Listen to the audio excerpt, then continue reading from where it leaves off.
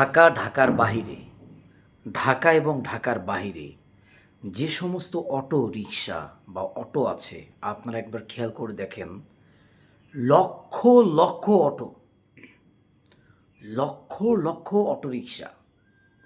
ঢাকায় আরও প্রচুর, ঢাকার বাহিরেও কিন্তু কম না, আরও বেশি আছে অনেক জায়গায়, ঢাকার থেকেও বেশি আছে। তো বিষয়টা হচ্ছে এই অটোগুলো কিন্তু প্রতিনিয়ত চার্জ দিতে হয় এবং এই চার্জ দিতে গেলে কিন্তু প্রচুর পরিমাণে বিদ্যুৎ খরচ হয়। দেখা গেছে একটা অটো চার্জ দিতে কিন্তু মোটামুটি লেভেলের একটা বিদ্যুৎ চলে যায়, যেটা কিন্তু আপনার একটা ফ্যামিলিতে একটা লাইট, একটা ফ্যানের থেকেও কিন্তু অনেক বেশি। তো আমার কথাটা হচ্ছে ভাই, অবশ্যই যানবাহনের প্রয়োজন আছে, কিন্তু যানবাহনকে গুরুত্ব দিব সেটাও প্রয়োজন আছে, কিন্তু মানুষের জীবনের থেকে তো আর যানবাহন এত গুরুত্বপূর্ণ নয়। আপনি যানবাহনের একটা লিমিট থাকতে হবে তো। ২ জনের খাবার যদি ১০ জনে খান তাহলে কি হবে? ২ জনের খাবার যদি আপনি ২০ জনে খান তাহলে তো আর হবে না। শুধু তাই নয়, এই বাংলাদেশে আমি দেখেছি অনেক জায়গায় অবৈধ বিদ্যুৎ স্থাপনা। মানে অবৈধভাবে অনেকেই বিদ্যুৎ সংযোগ নিচ্ছে। অবৈধ বিদ্যুৎ চলছে এবং অবৈধভাবেই অটোরিকশাগুলো চার্জ দিচ্ছে। আপনি খুঁজে দেখেন অনেক পাবেন। ঢাকার অনেক জায়গায় দেখবেন অনেকগুলো গ্যারেজ রয়েছে। শুধুমাত্র তাদের কাজ হচ্ছে তারা এই অটোরিকশা ভ্যানগুলো চার্জ দেয়। একটা অটোরিকশা ভ্যান চার্জ দিতে কত টাকা যায়, কতটা বিদ্যুৎ কাটে আপনি একবার চিন্তা করেন।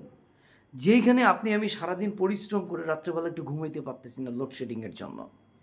এটা সবচেয়ে বেশি গুরুত্ব, নাকি লক্ষ লক্ষ অটোরিকশা এই যে আপনার চার্জ দিচ্ছে এবং দেখা গেছে অবৈধ স্থাপনায় বিদ্যুৎ নষ্ট করছে, সেটা বেশি গুরুত্বপূর্ণ?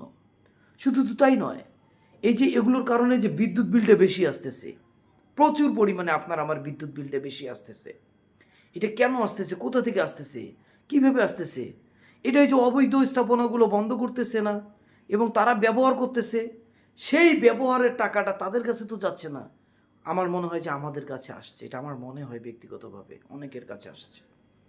তো এই ধরনের অবৈধ স্থাপনা এবং এই যে এই আপনার যতগুলো এই যে অটো রিকশা, হ্যাঁ, বা এই যে যে রিকশা অটো চলতেছে, আমি এগুলোর বিরুদ্ধে বলতেছি না, এটা তো আপনার খতিয়ে দেখা উচিত।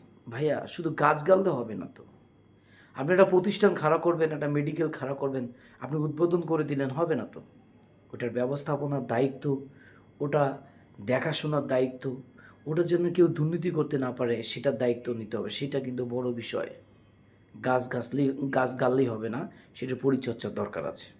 ধন্যবাদ সবাইকে।